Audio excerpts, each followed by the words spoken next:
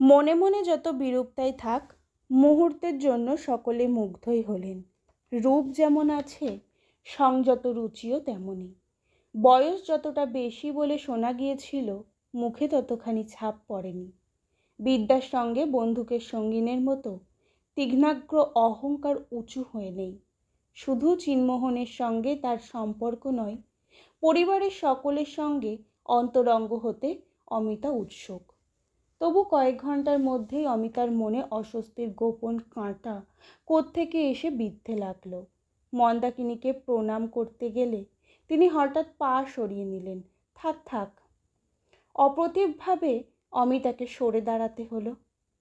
বাইরের ঘরে শোনা গেল চিন্মোহনের বড় ভাই মনমোহন বিধবা বিবাহ সম্বন্ধে বন্ধুদের কাছে বক্তৃতা করছেন। আমি বেশ ভেবেচিন্তে ইচ্ছা করেই মত দিয়েছি, বুঝলে বন্ধু। এমন সচেতন চেষ্টা ছাড়া বিধবা বিবাহ আমাদের সমাজে প্রচলিতই হবে না। লজ্জা ও সংস্কারের জড়তা এমনি জোর করেই ঘোচানো প্রয়োজন। অমিতা সেখান থেকে তাড়াতাড়ি সরে যায়। খেতে বসেও অসুবিধার অন্ত নেই। পুরুষদের খাওয়া হয়ে গেলে চিন্মোহনের বোন সুনন্দা আর তার বৌদি সরমার সঙ্গে অমিতাকে খেতে দেওয়া হলো। পরিবেশনের ভার নিয়েছে সম্পর্কিত এক ঠান্ডি। বিবাহাদি ব্যাপারে খাটতে যেমন তিনি পারেন, তেমনই পারেন কথা বলতে। তার রসনার সরসতার খ্যাতি আছে পাড়ায়। নিরামিষ আমিষ নানা রকমের তরকারি, কিন্তু অমিতা শুধু নিরামিষ তরকারি দিয়েই খেয়ে চলেছে।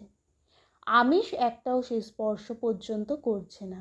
ঠান্ডি তা লক্ষ্য করে বললেন, ওমা, নতুন বউ যে মাছের তরকারি একটাও ছুঁয়ে দেখলে না। এত কষ্ট করে রাঁধলুম তো ভাই তোমার জন্যই। সলজ্জভাবে অমিতা বলল, আজ থাক। ওমা, থাকবে কেন? সধবাকে যে রোজ মাছ খেতে হয়। সুনন্দা বলল, খান বৌদি, চমৎকার হয়েছে। সরমাও বলল, একটা তরকারি অন্তত খাও।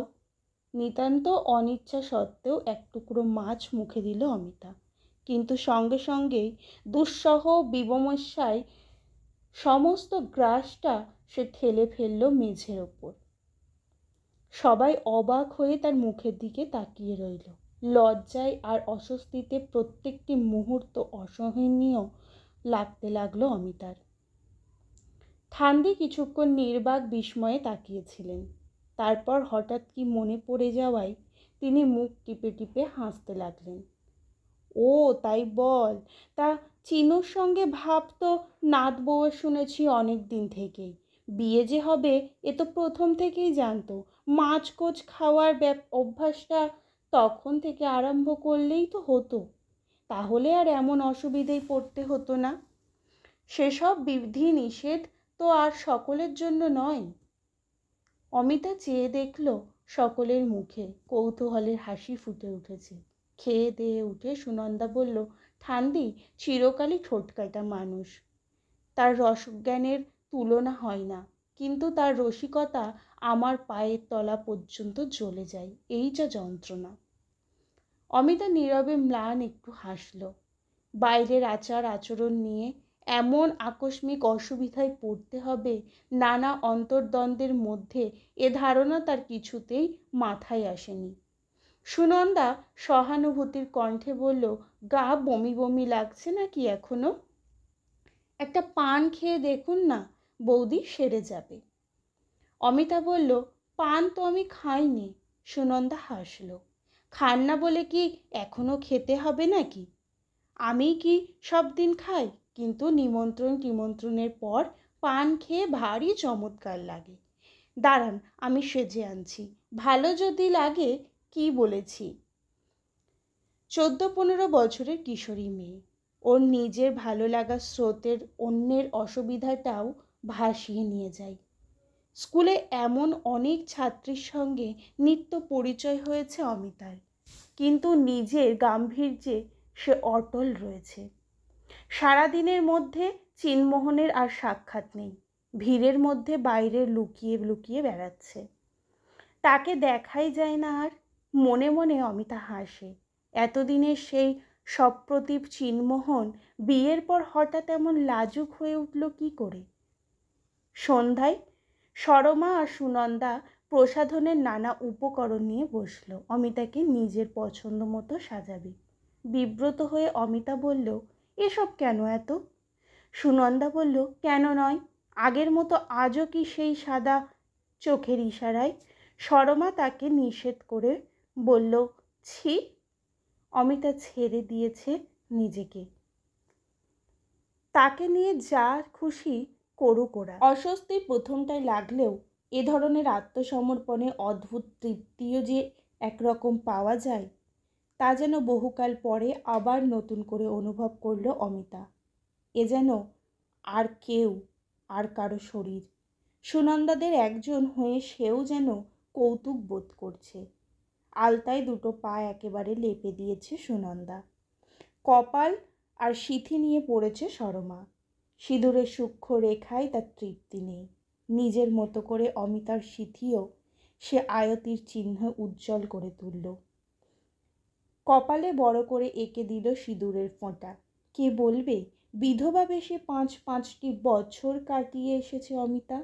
খাওয়া দাওয়ার পর সুনন্দার পাল্লায় পড়ে এবেলায়ও পান খেতে হলো। তাছাড়া দীর্ঘদিন পরে হলেও পানের স্বাদটা অমিতার ভালোই লেগেছে। সাজিয়ে গুছিয়ে সুনন্দা তাকে ঠেলে নিয়ে দাঁড় করিয়ে দিল নিজের বড় দেয়াল আয়নাটার সামনে।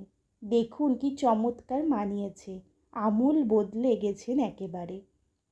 নিজেকে চিনতে পারছেন তো?